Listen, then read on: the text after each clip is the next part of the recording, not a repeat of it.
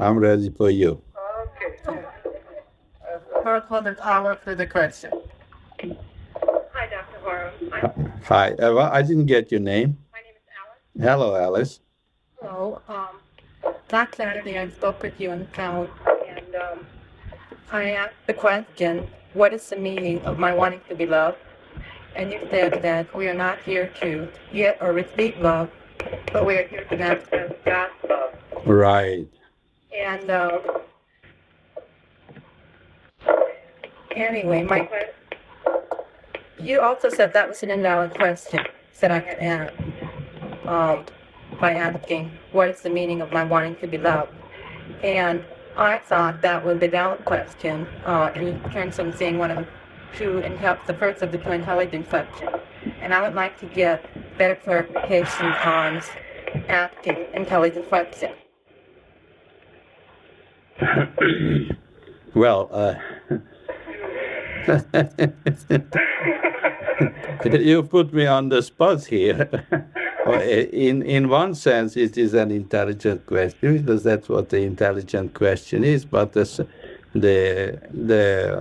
issue the issue is an invalid issue, and the response to it clarifies it. Because we are not here to get love, and we are not here to give love. We are here to manifest God's love. But it's all right. You didn't commit a federal crime by asking the question, what is the meaning of wanting to be loved? It is an erroneous notion about who we are and what we are and what our purpose in life is. And by asking these questions, you have a chance of asking the second question: what is what really is? Which means that you are here for the purpose of manifesting God's love. And once you understand that, that will be a great help and benefit to you. Thank you. You're welcome, Alan.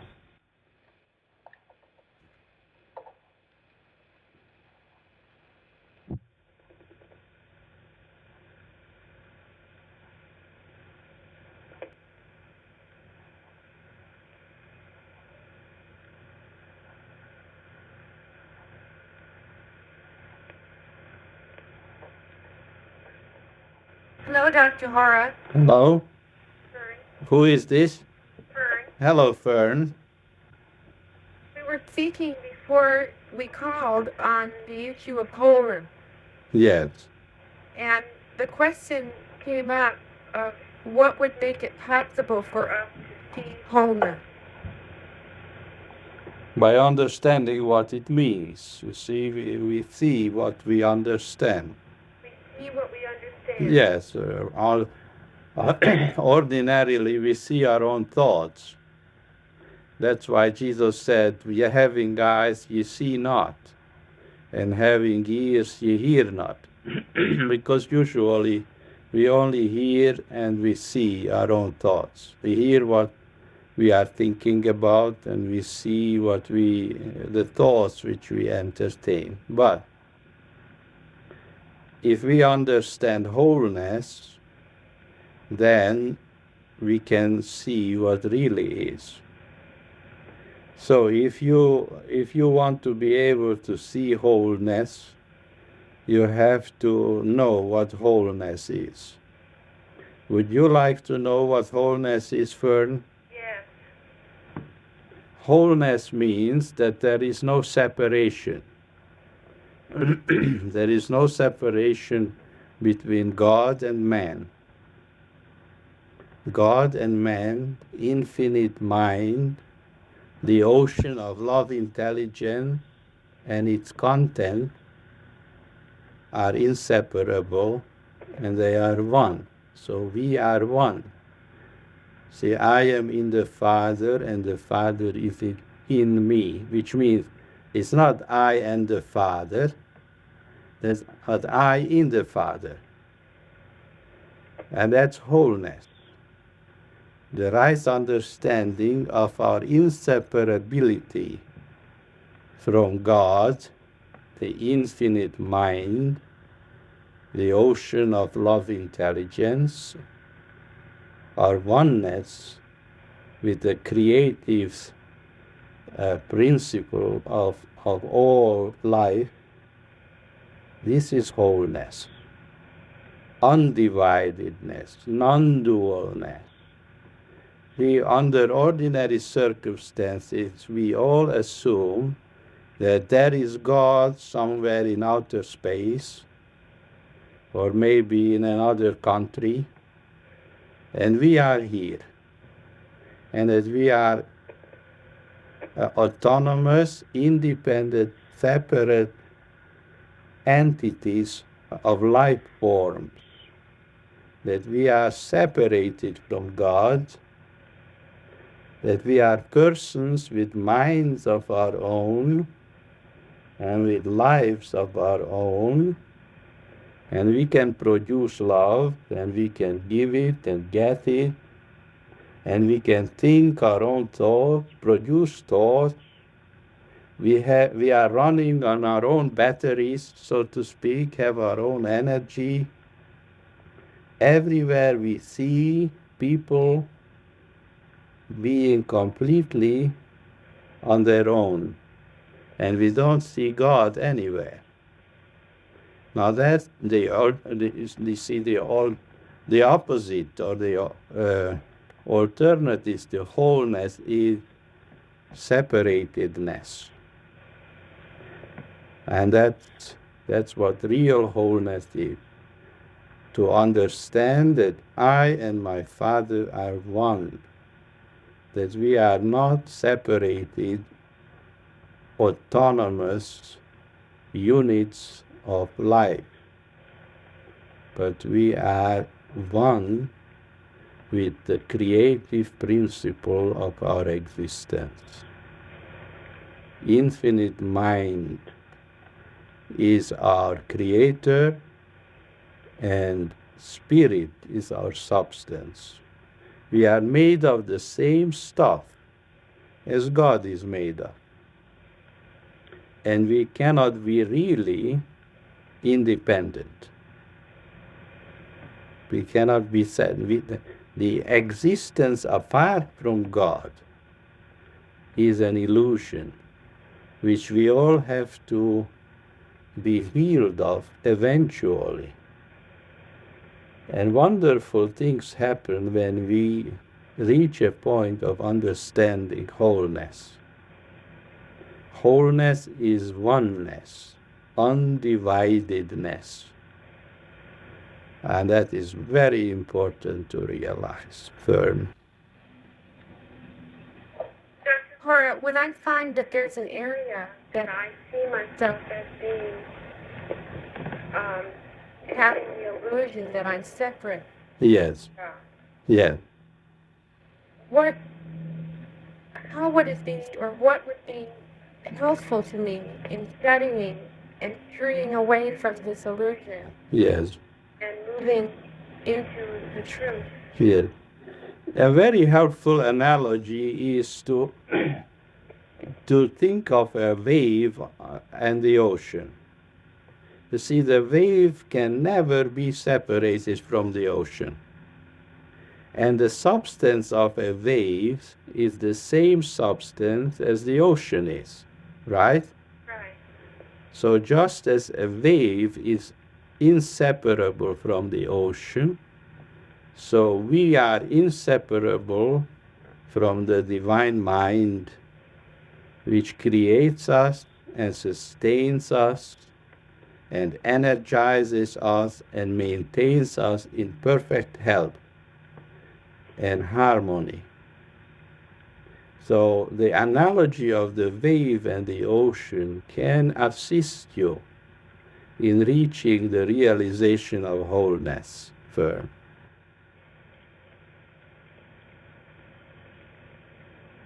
Thank you, Dr. Hora. You're welcome, Fern.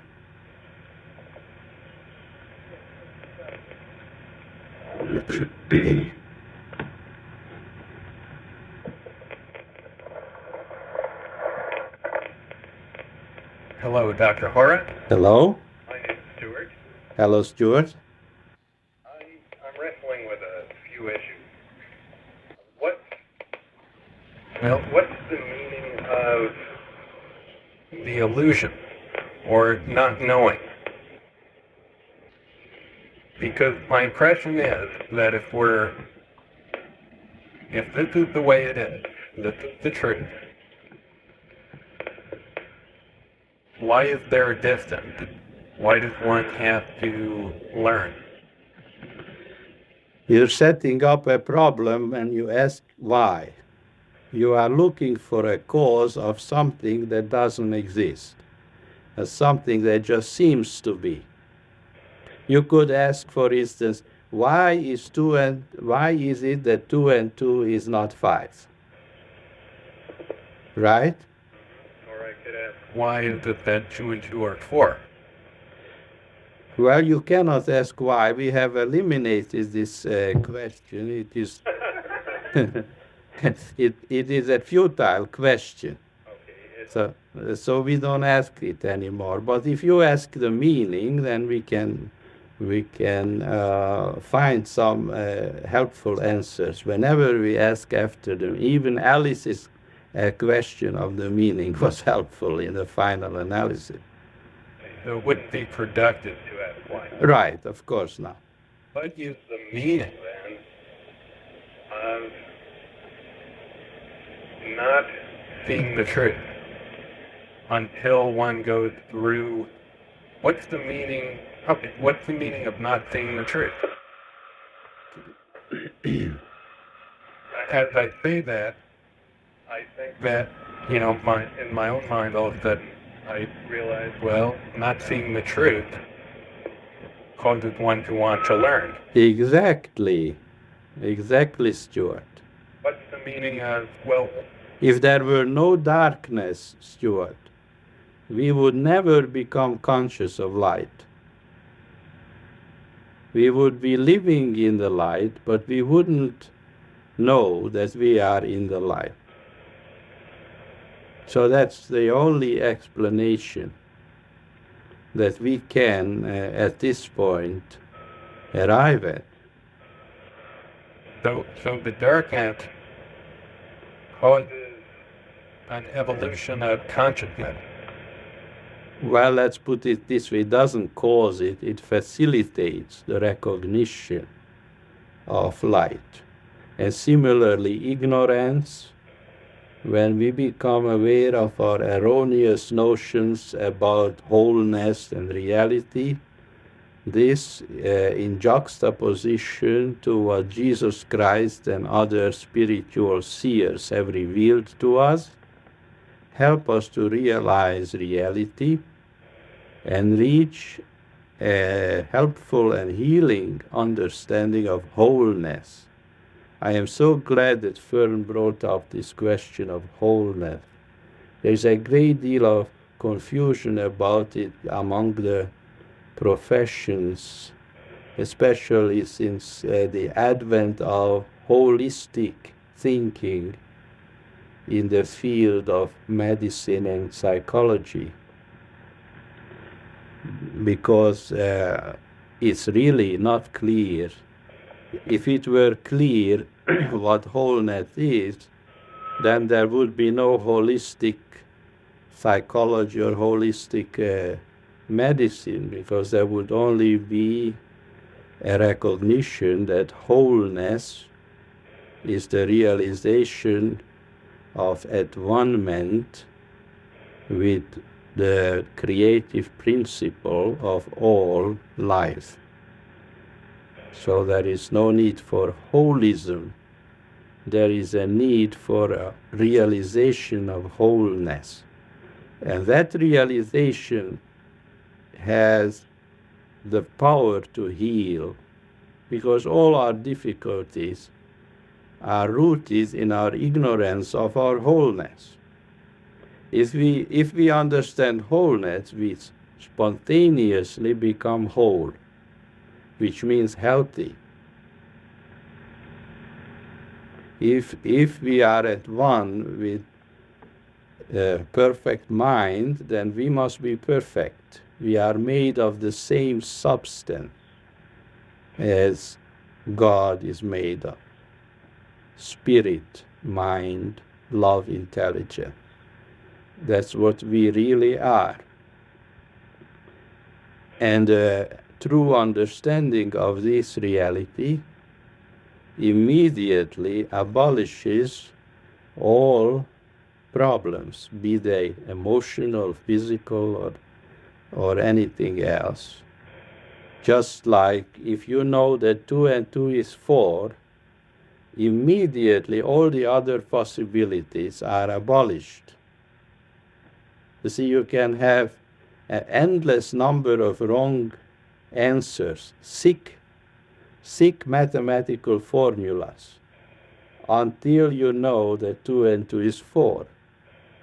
And that knowledge of the truths, of mathematical truths, which is an analogy to what we are talking about, that knowledge abolishes, heals all the other erroneous formulations in mathematics. So the issue of wholeness is very important, and we must work on it every day through meditating and reaching out to God, that we may understand our own wholeness.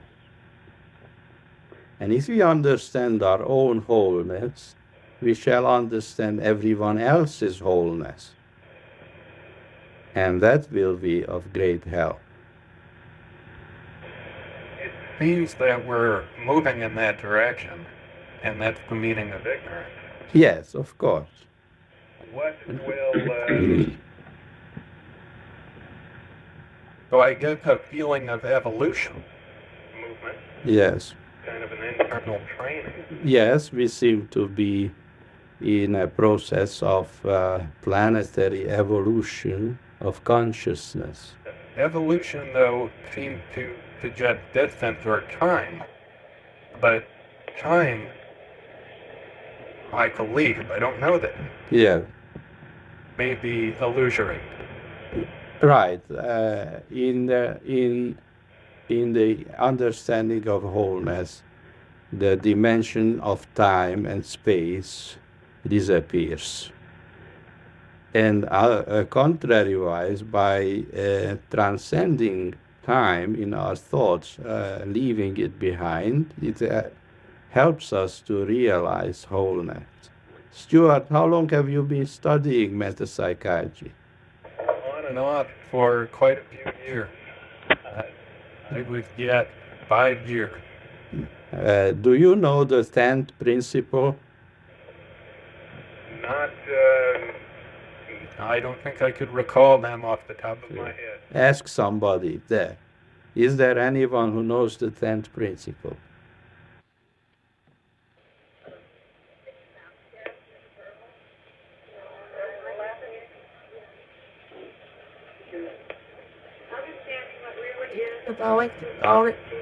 That's correct. Who said that? Who? Carol. You deserve a medal, Carol.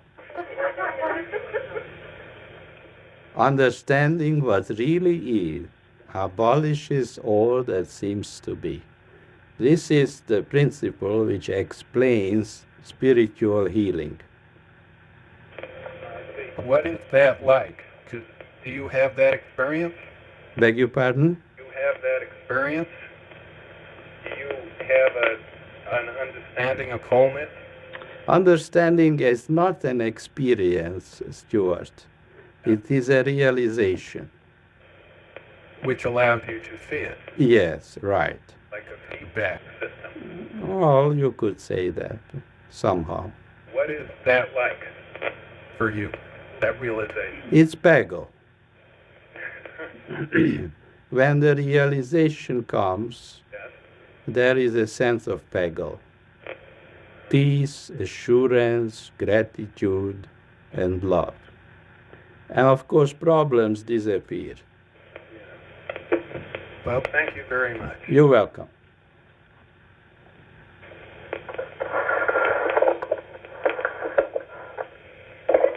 Dr. Hora. Joan? Yes. All right, John. Joe. Joe? Joel. Joan. Okay. Okay. On a recent conference tape, you said something like it's necessary to find God anew each moment. Yes. And I was wondering if you could, that's not clear to me. I don't understand that at all. And I would like to hear more about it, I guess. What does that mean? To find God every moment. New every moment. It was in a discussion about the question that came up about freshness and newness. Yes. Yes. I think people were discussing being boring, or it sounded boring to live. Someone made the statement it sounded boring to live in spiritual understanding. Yes. There's no excitement there. But you see, boredom is a desire for excitement. Yes. And excitement is counterfeit happiness based on sensualism. Do you understand that? Well, it makes sense to me. I'm not sure that I really understand it. The statement about finding God anew every moment is what was interesting to me, and what I didn't understand. Yes. Well, look here. We just mentioned that in the realm of reality, there is neither time nor space.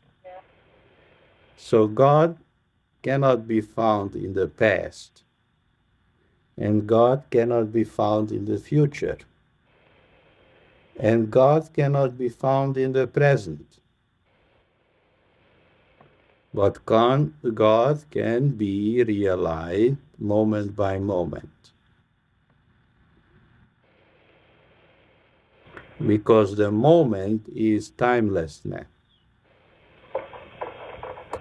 Dr. Hora, does this have something to do that it is necessary for us to discover this truth in juxtaposition? Yes, always, of course. So that we can never, we always fall back as long as we live in the world Yes. and are distracted. Yes, we cannot settle down and say, well, I have already realized wholeness. I am now whole, and I don't have to pay attention anymore to these issues. I can start playing gin rummy.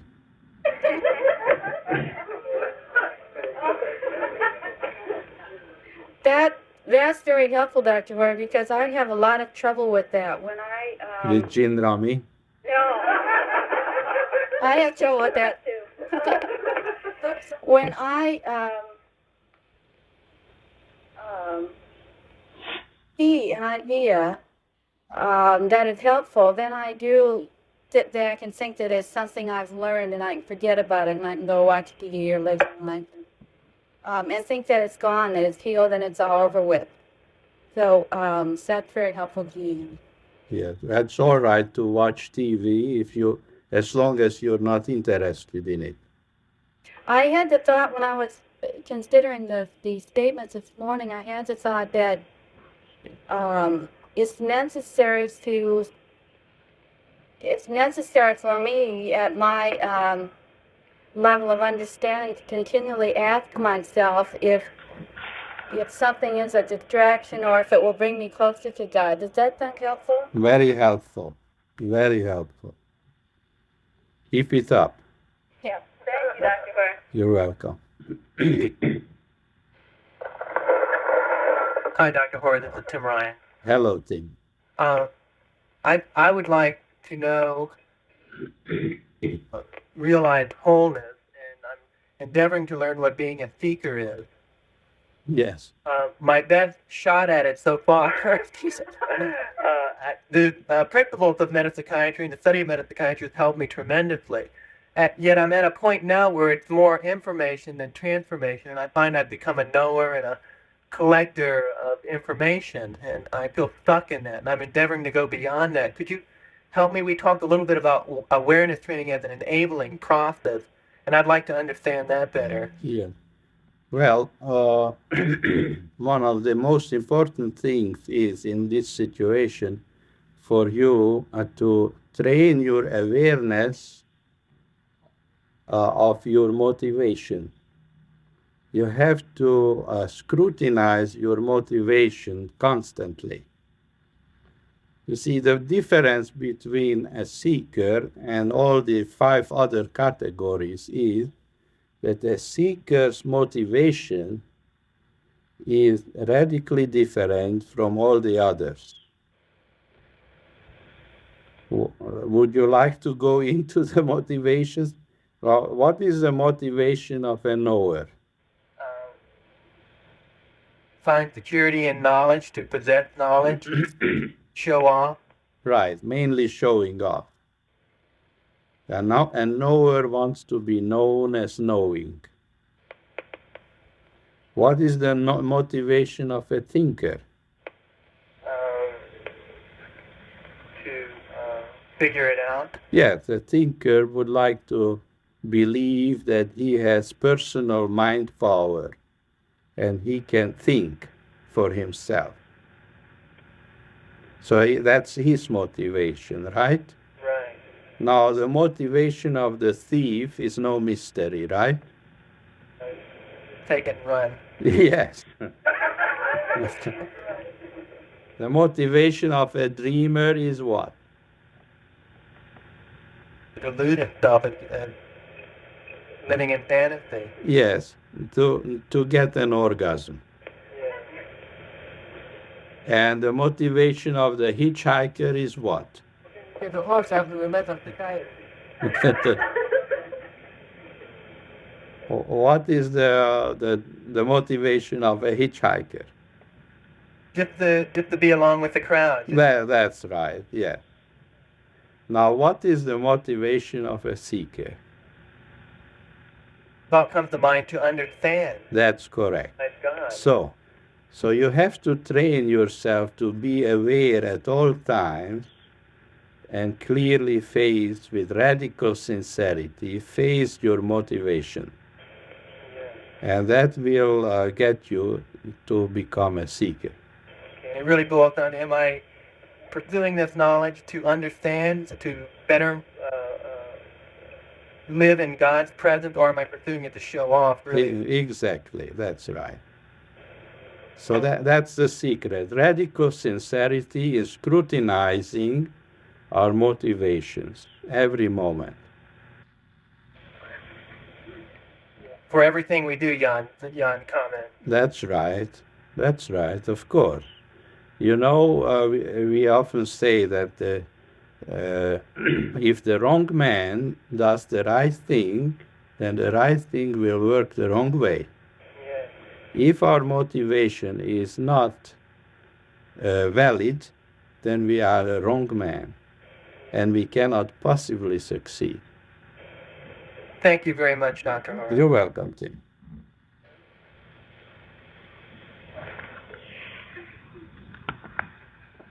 Jan asked, how do we get an orgasm in metapsychiatry? Did you hear that Tim asked that? There are many ways, and I do not claim to be an expert in that area.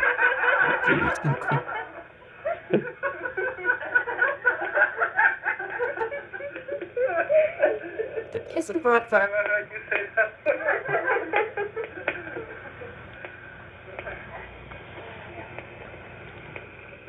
Dr. Hora, Joan's question, when she talked to you clown, she said, in asking herself, is this thing, or is something a distraction, or will it bring me closer to God? Yes. It hit me that was an excellent question, and that if I find myself involving myself in a distraction, Yes. and I'm aware it's a distraction, but yet it seems that it's necessary to be involved in it at my level of understanding. Yes. I think this is the difficulty I have. Yes. Is that I find that there are some things involved with physical health, let's say, or medicine, whatever, that I am involved in that are a distraction from God. There are distractions from the awareness of wholeness. Yes. But I see my own understanding at a level where this seems to be needed. You know, that saying where you do what you have to do. Yeah, it's inevitable, you mean. But yet I'm aware that it is distracting. Yeah. And I think to this issue, Maybe, the whole discussion today is being very helpful to me, and I going to go over it and really meditate on it. But I think this issue of noticing that we are involved in a distraction, that this is not bringing us closer or not in harmony with the truth.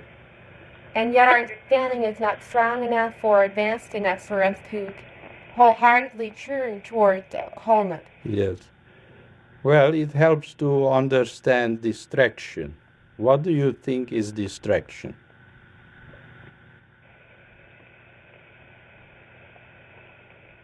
Well, it seems that something could not distract you unless there were some belief in it in your own thought. Yeah, well, of course, it's inevitable until we reach a point of a high degree of reality. It is a three-pronged pitchfork, remember? right. The devil's pitchfork has three prongs, or it has three faces. Yes. One is temptation, the other is provocation, and the third is intimidation. Now, we can develop an alertness to these distracting influences which the world is forever throwing at us, and reach a point where we are unavailable to it, to be distracted by it.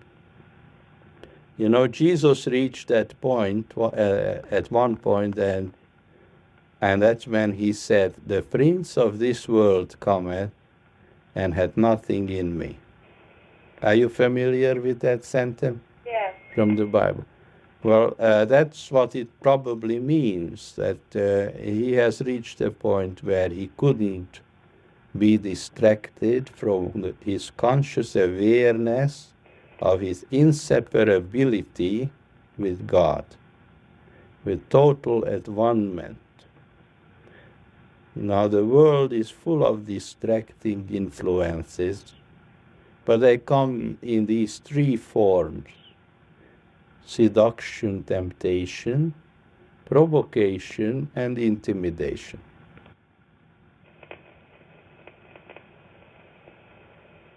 That's helpful. I can see that the distraction that I'm speaking of has to do with intimidation. Yes. Well, once you understand the modus operandi of the devil, you are forewarned and you can deal with the situation more effectively. Yeah. Jan fixed me to tell you I got a queen bill. There's nothing there. Nothing where. There's nothing in me, And according to the recent X-ray. that's wonderful. Yes. Now I'm really confronted with having to be wholeness because I realized my consciousness is still unaware. Yeah, you just work on that. All right.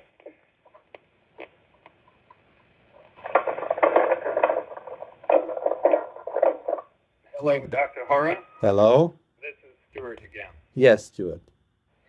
I had a comment. I'm getting a lot of value out of this.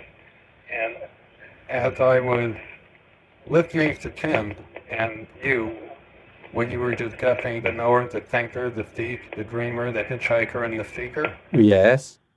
what I realized is that one can be a knower, thinker, thief, dreamer, hitchhiker in the context of itself, but to be a seeker and derive that understanding, one has to be transformed.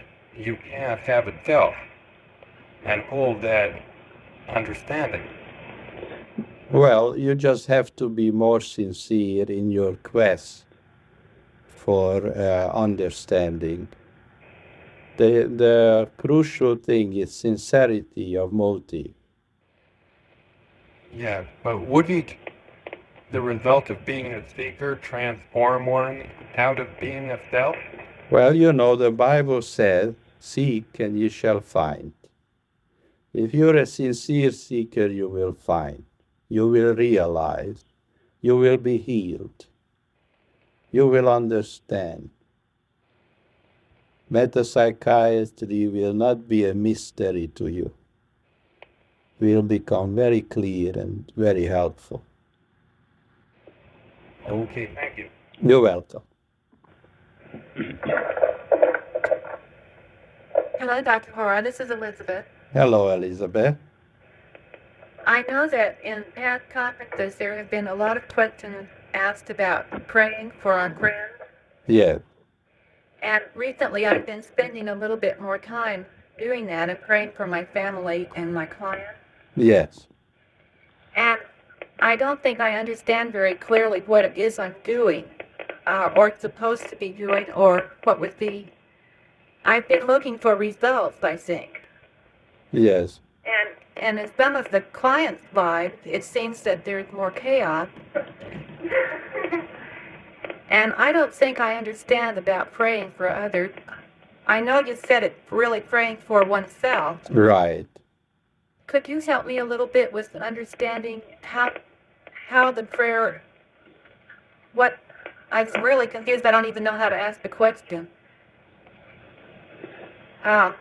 Well, look, Elizabeth, if you are looking for results, then you want something. Yeah, If you want something, then you're in trouble, right, right? right. So, how can we pray without wanting something? I guess it goes back to motivation again. Yes.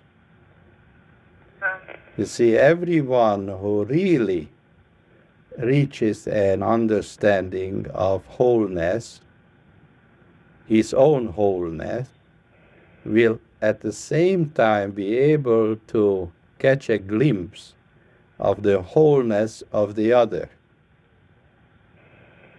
And that glimpse of wholeness results in a healing. But the interest is not the healing, but the catching the glimpse of wholeness. I see. It is important then to pray for our friends and our family. We pray to see wholeness, period. And the rest is up to God. I see. I guess I had the idea that if I see chaos in the lives of the people I'm praying for, that I'm not praying right. Well, you can see the chaos, you can see the suffering, but you have to unsee it in order to see wholeness, the presence of infinite love intelligence as the only reality. Thank you. That helps. You're welcome. He lets us to be tempted to think that he did influence this chaos. That he had something to do with it. Yeah, that is always the temptation of wanting to take credit or to delude ourselves that we have personal healing power and personal mind power, that we can personally do something. Even though Jesus said, of mine own self I can do nothing. It is the seeing of the wholeness that makes all the difference. Thank you. You're welcome.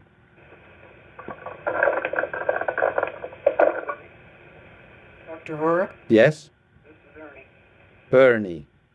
Hello, Ernie. And I'd like to understand the meaning of a sinus condition that I to come and go off with me. The meaning of a sinus condition. Well, tell us more about it. Describe it, Ernie. Describe it. Yes. Your nose gets clogged up and you can't breathe. Anything else? I'll get a sore throat out of it. You get a sore throat out of it. And what else? Sometimes a headache, yeah. Sometimes a headache. Now it is possible that you are very annoyed with someone and you would like to complain about it.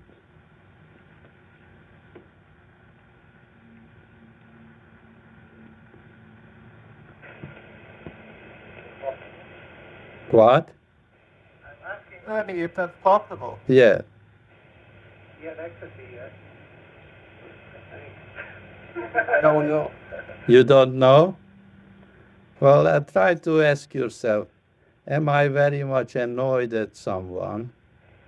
And would I like to complain against him or her? Yeah, sometimes I do feel that way at work. At work, yes. So you have to find a way of forgiving and healing your thoughts. Maybe Jan could help you with that process. Do you know the secret of forgiving? No. Would you like to know it? Yep. Yes? Is there anyone who knows the secret of forgiveness?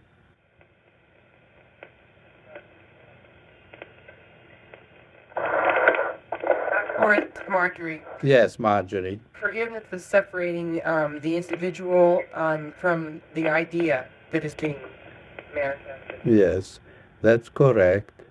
In practice, it boils down to this. We give up the desire to blame someone. We give up the desire to blame. And then we can forgive. Thank you, Dr. Rob. You're welcome. Karin, this is Alana. Who? Ilona, Ilona, yeah. would Forgiveness also, or understanding forgiveness also have something to do with realizing that nothing has really happened to you personally, or that nothing has really been taken from you? Well, how can you realize that? Suppose you were robbed of your possession.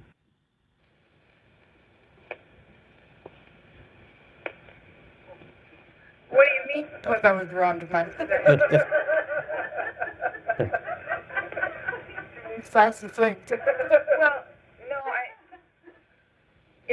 it's certainly a.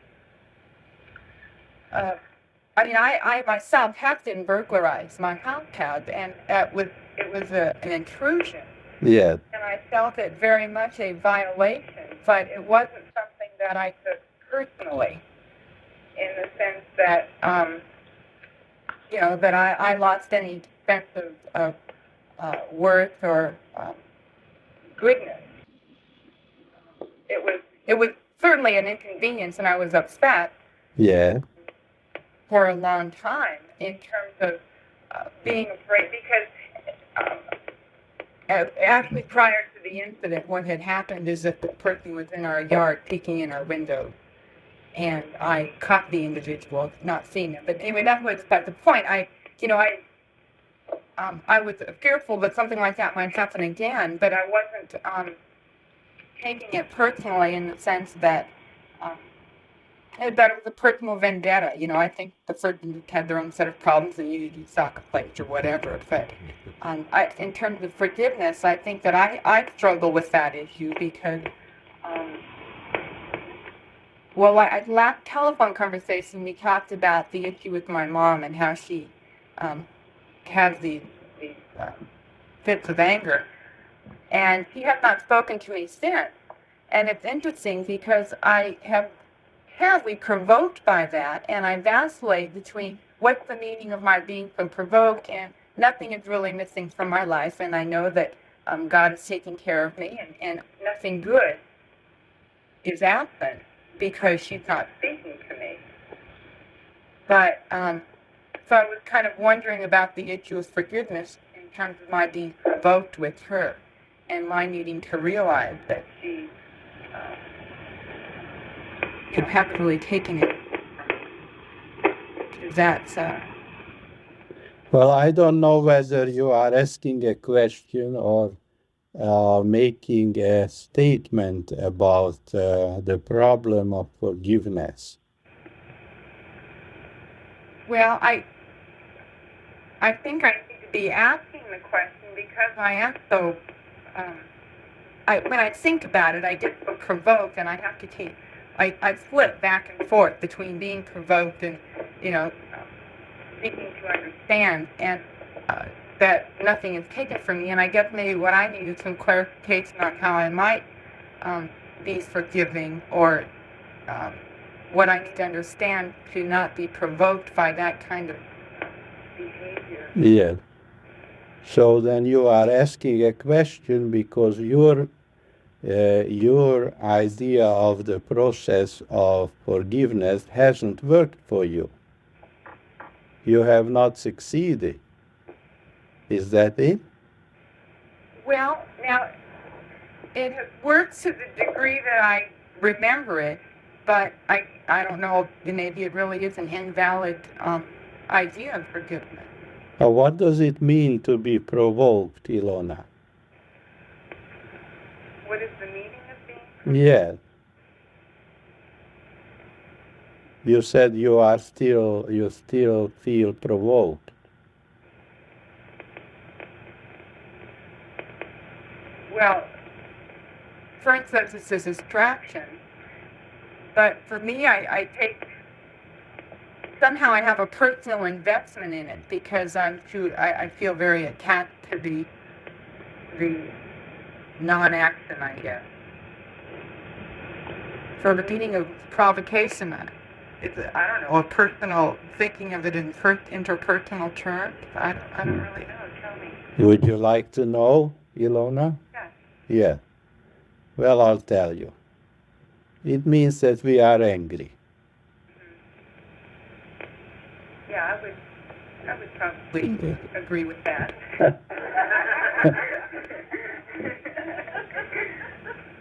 So if we are angry, we are troubled.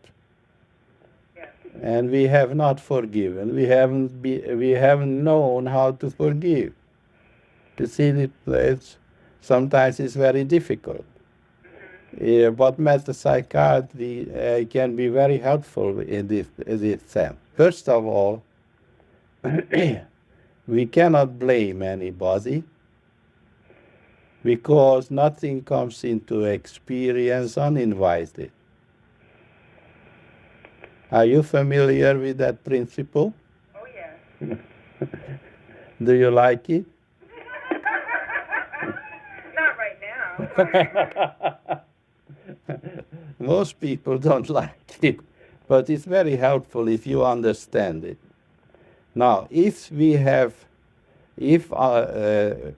entertained certain thoughts unwittingly, which led to certain unpleasant experiences, then how can we blame anybody? We cannot blame ourselves, and we cannot blame others. Now, the moment you recognize that there is nobody to blame but ignorance, then you find a great sense of release. The sense of provocation and outrage and a resentfulness and a desire for vengeance disappears.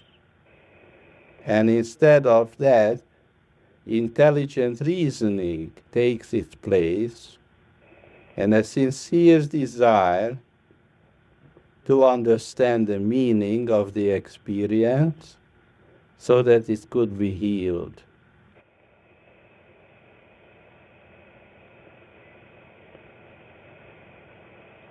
You said that you can't blame anyone else and you can't blame yourself because it was. Because nothing comes into experience uninvited.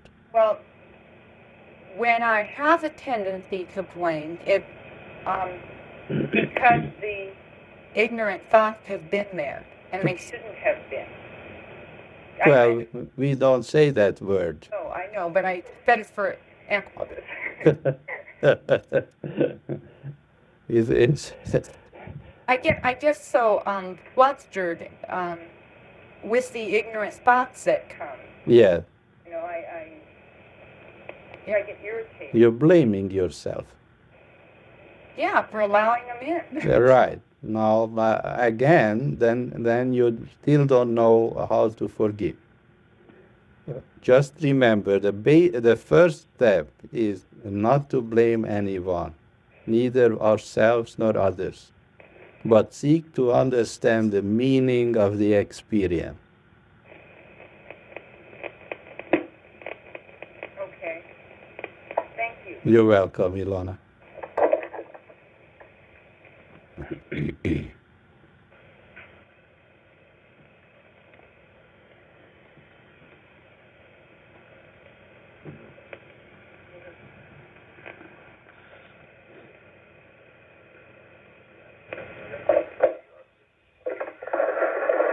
Dr. Hora, this is Marjorie. Yes, Marjorie. I have several questions, but I think what I'll do is start with in the beginning of the hour here that we've been working with, Alex was talking about wanting love or desiring to be loved. And Yeah. you said we're here to manifest love. I am working on understanding or trying to come to see love in my life. I too have had difficulty with wanting to be loved or seeking to be loved. What I would like to see more clearly is the purpose of our lives then is to manifest God's love. Is that what my purpose is? Yes, sure. Then I was wondering how to maintain or to see loving, because I know in your paper on the epistemology of love, you mentioned that love is paying attention, Yes. and that the price or the payment of paying attention is to let go of these motivations and assumptions that we carry with us all the time. That's right. Well, I discovered that the 2 plus 2 is not 5, because I can see that my whole life is filled with my little motivations and assumptions, that I base all my thinking and my knowledge on what I think is going on and what I have assumed all my life. And nobody else knows this. I will have these little thoughts in my mind, assumptions and motivations for things, thinking everybody else is aware, everybody else knows this too, and I've discovered it's not true at all. Nobody knows what's going on in my mind. Nobody knows what's troubling me. And so now I've discovered 2 and 2 is not 5. But I would like to understand, how does one pay attention then? How does one pay attention? Yeah, if love is paying attention, Yes. the payment is letting go Yeah. of assumption Yeah. and motivation. Well, one has to be interested in valid issues. You see, if you are interested, let's say, in wholeness, then your attention will be focused on advancement with love intelligence, in seeking to understand it in a genuine way. And that attention, you cannot pay attention to 2 things at the same time.